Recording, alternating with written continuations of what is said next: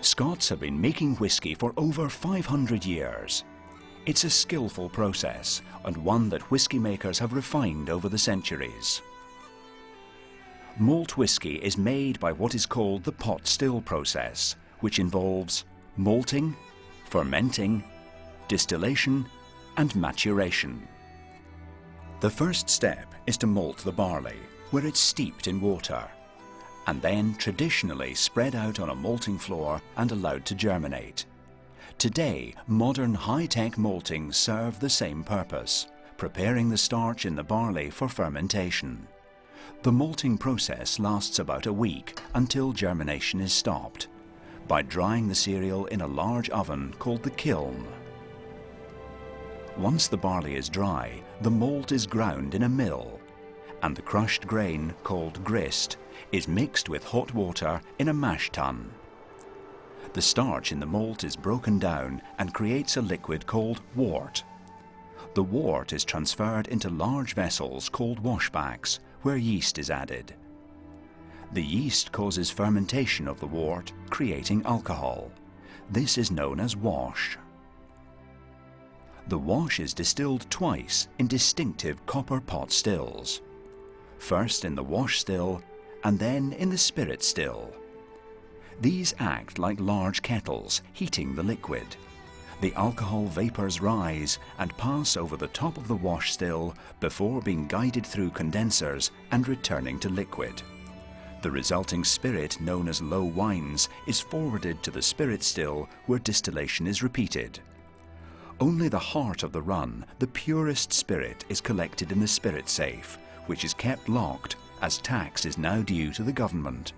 The clear spirit is poured into oak casks for the long period of maturation.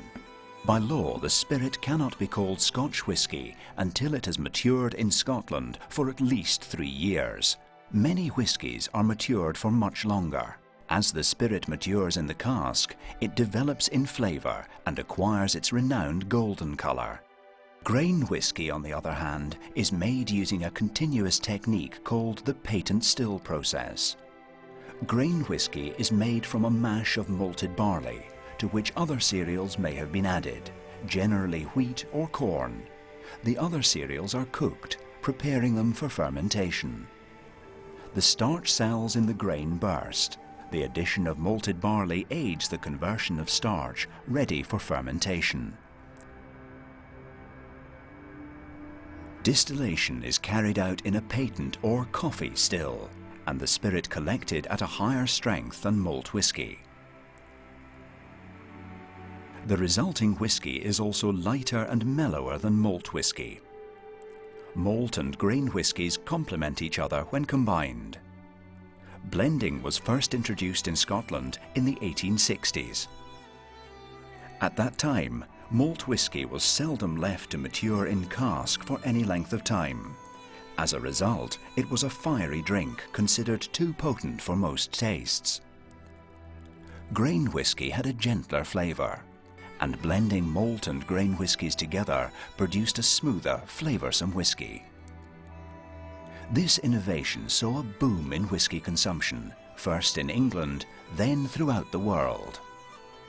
Blending requires a considerable amount of skill and is an art that takes years to acquire. Whiskies from many different distilleries are used in a blend, each one carefully selected to complement and enhance the flavour of the other whiskies. The art of the blender is to create a whisky that's recognisable in character and never varies in standard. Quality and consistency are key before bottling and sale as blended Scotch whisky, each one with its own character and distinctive taste.